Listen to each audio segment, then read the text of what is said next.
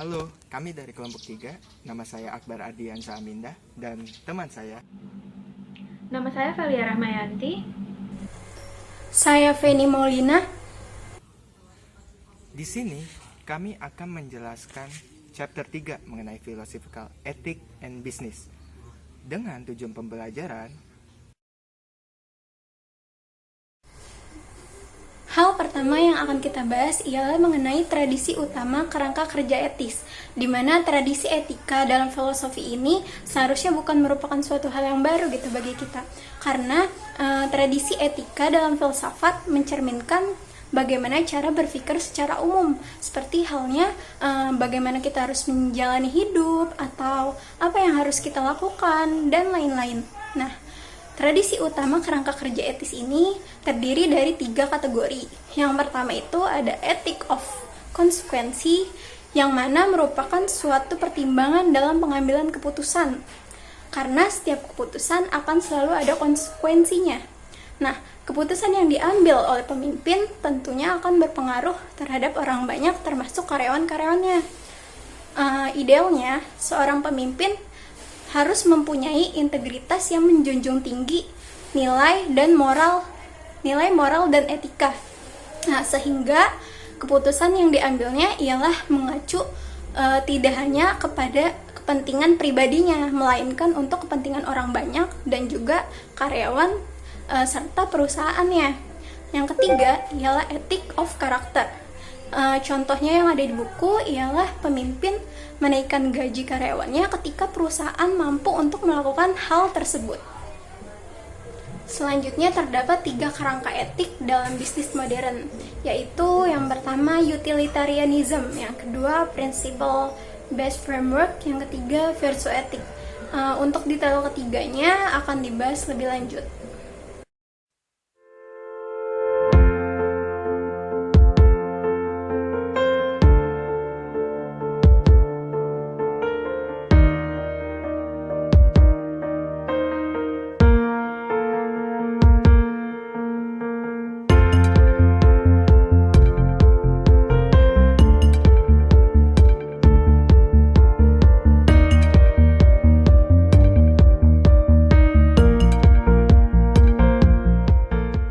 Pandangan etis yang mendasari sebagian besar ekonomi pada abad ke-20 ialah berakar dari Adam Smith, di mana Adam Smith ini menyatakan pada dasarnya apa yang kita anggap sebagai pasar bebas itu merupakan bentuk dari utilitarian etik.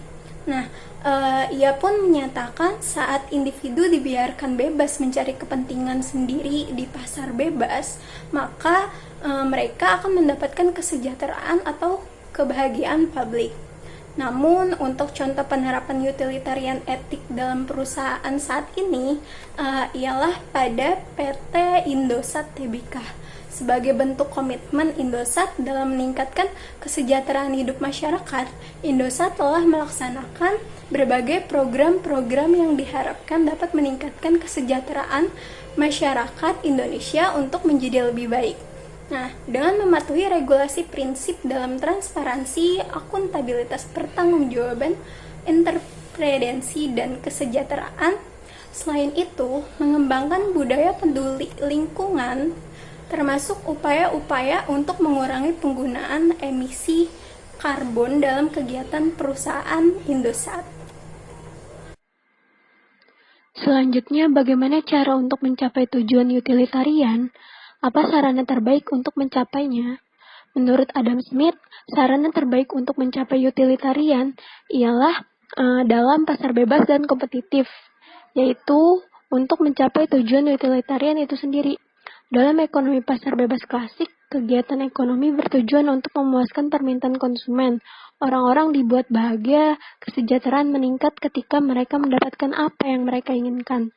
Hukum penawaran dan permintaan memberitahu kita bahwa ekonomi yang sehat dapat menghasilkan penawaran barang dan jasa yang paling diinginkan atau permintaan konsumen. Tujuan ekonomi pasar bebas itu sendiri ialah untuk memuaskan keinginan secara optimal dan dengan demikian memaksimalkan kebahagiaan. Yang kedua ialah menjadi ahli kebijakan yang memiliki wawasan tentang hasil dari berbagai kebijakan dan merancang ataupun mengimplementasikan kebijakan yang akan mencapai tujuan utilitarian. Konsep ekonomi yang sangat mendasar tentang efisiensi dapat dipahami sebagai pengganti untuk tujuan utilitarian dari kebahagiaan keseluruhan maksimum. Oke, saya akan melanjutkan presentasi mengenai tantangan dalam melakukan utilitarian etik. Jadi, meskipun tradisi utilitarian ini telah banyak digunakan dalam pengambilan keputusan, namun belum berarti dalam praktiknya tidak mengalami yang namanya masalah. Oleh karena itu, di sini kita akan meninjau serta mengevaluasi kira-kira masalah apa sih yang ada di dalam pengambilan keputusan menggunakan utilitarian etis. Jadi, yang pertama adalah dalam menentukan keputusan, kita itu perlu untuk menghitung, terus juga membandingkan, serta mengukur konsekuensinya. Intinya, suatu keputusan ataupun konsekuensi harus bisa bermanfaat bagi mayoritas. Jadi, kunci dalam utilitarian itu adalah mayoritas. Ketika mayoritas bisa merasakan suatu manfaat, suatu kepuasan, maka hal itu dinilai sebagai hal yang etis. Contohnya, sekelompok buruh pabrik, mereka menerima upah yang tetap dengan harga yang relatif rendah. Namun mereka dipaksa untuk melakukan pekerjaan yang membuat mereka sangat tertekan. Tapi di lain hal, ada banyak mayoritas masyarakat yang merasa puas dengan produk hasil dari buruh tersebut. Jadi dengan menggunakan pendekatan utilitarian, kepuasan yang dihasilkan oleh masyarakat itu lebih banyak dibanding dengan penderitaan dari buruh pabrik, sehingga hal tersebut masih merupakan hal yang etis. Selanjutnya yang kedua, yaitu etika dan tidak beretika. Dalam utilitarian etis ditentukan oleh konsekuensinya. Nggak apa-apa kok mencuri, kan untuk kebaikan. Jadi utilitarian membenarkan cara apapun asalkan hasilnya bisa bermanfaat. Selanjutnya yaitu mengenai prinsip dan hak etis yang akan dibagi menjadi 3. Tapi sebelum kita membaginya, kita harus tahu dulu nih perbedaannya dengan utilitarian yang tadi telah kita bahas. Jadi kalau di sini ditegaskan bahwa tujuan itu tidak selalu membenarkan caranya. Jadi mau tujuannya sebaik apapun, kalau caranya salah ya tidak etis gitu. Dan misalnya dalam konteks bisnis, pengambilan keputusan itu harus berdasarkan prinsip tertentu.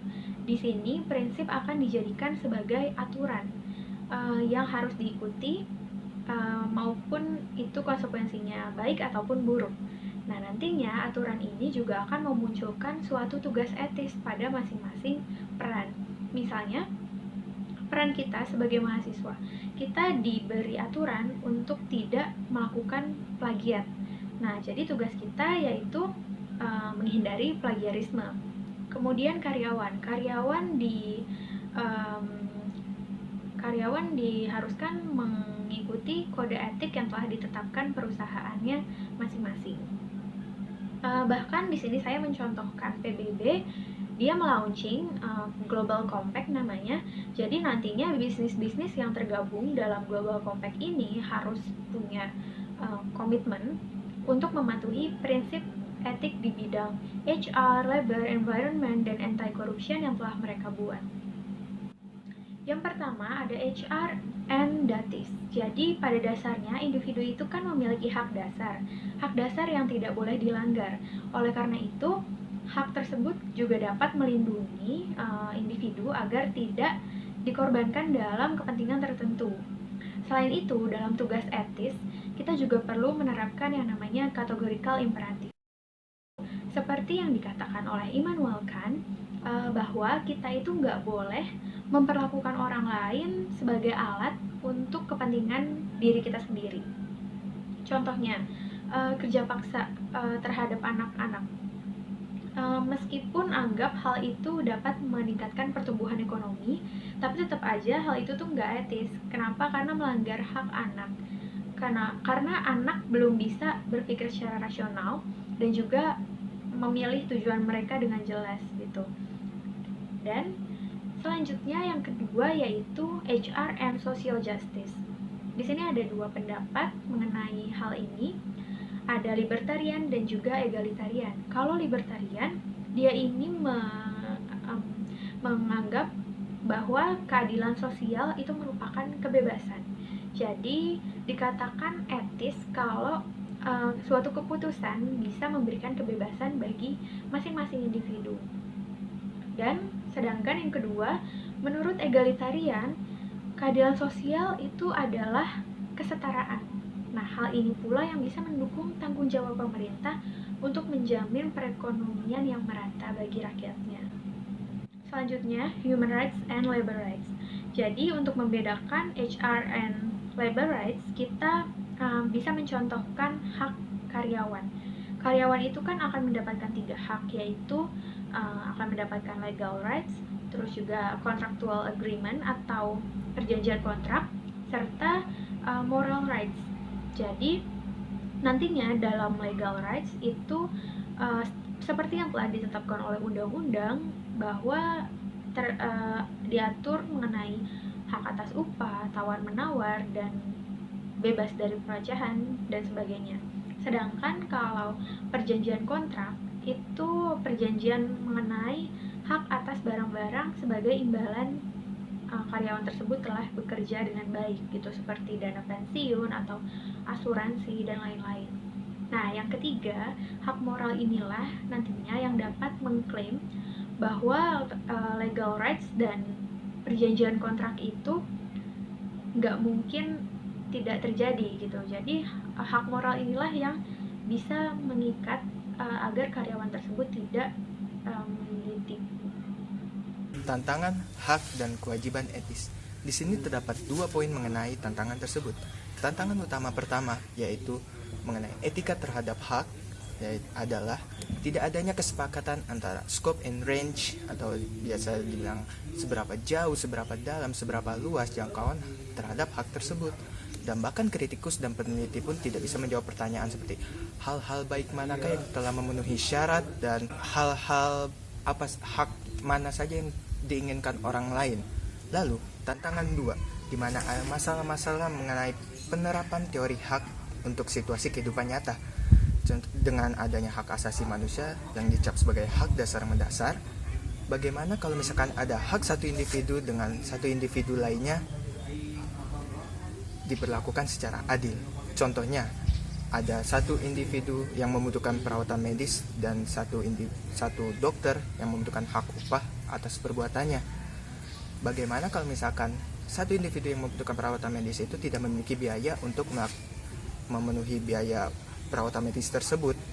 Jadi itu merupakan salah satu tantangan hak dan kewajiban etis.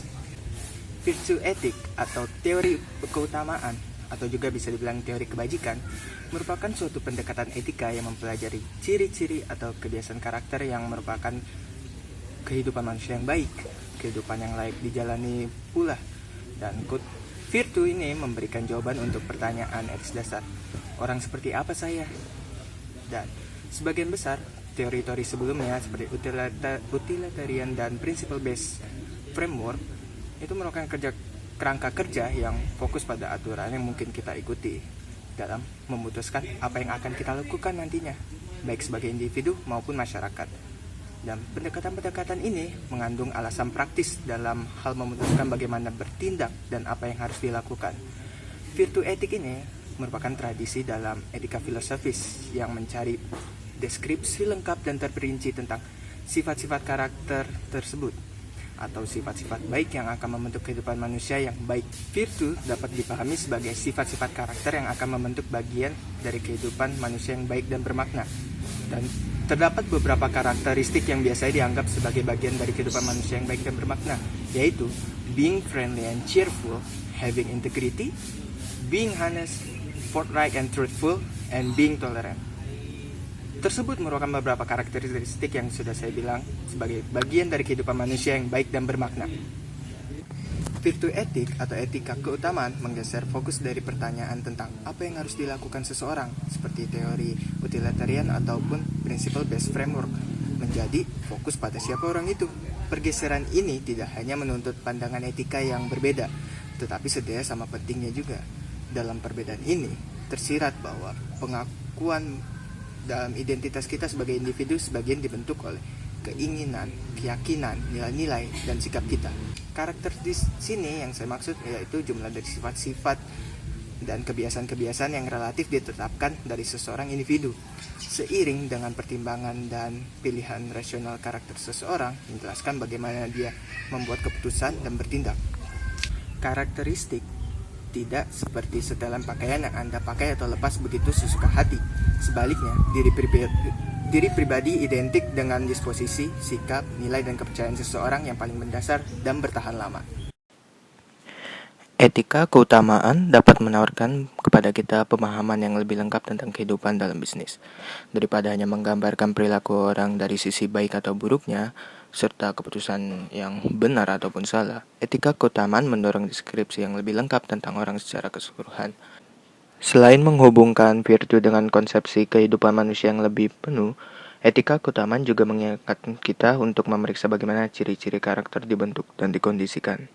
Mungkin pada saat kita dewasa, banyak karakter kita dibentuk oleh faktor-faktor seperti orang tua kita, lingkungan kita, dan masyarakat.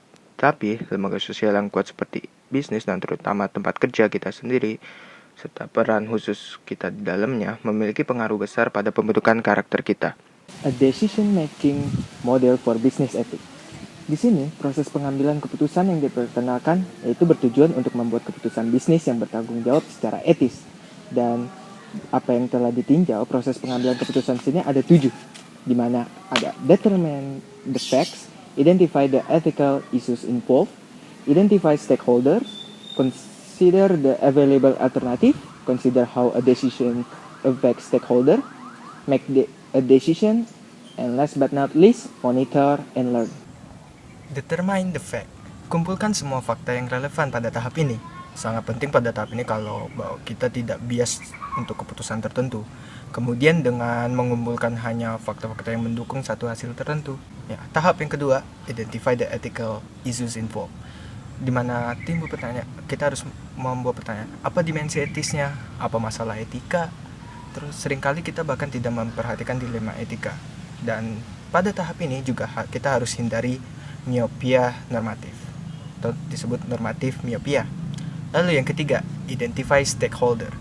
Siapa yang akan terpengaruh oleh keputusan ini? Apa hubungan mereka, prioritas mereka kepada kita, dan apa kekuatan mereka atas keputusan yang telah kita berikan. Dan misalnya Anda mungkin belum tentu mempertimbangkan pesaing Anda sebagai pemangku kepentingan. Namun begitu Anda memahami dampak keputusan Anda terhadap para pesaing tersebut, tugas etis mungkin saja muncul. Lalu tahap yang keempat, consider the available alternative. Di mana kita dalam tahap ini, kita memikirkan adakah cara lain untuk menyelesaikan konflik, baik itu secara kreatif ataupun imajinasi moral untuk membuat hal tersebut. Bayangkan bagaimana situasinya muncul dari sudut pandang lain.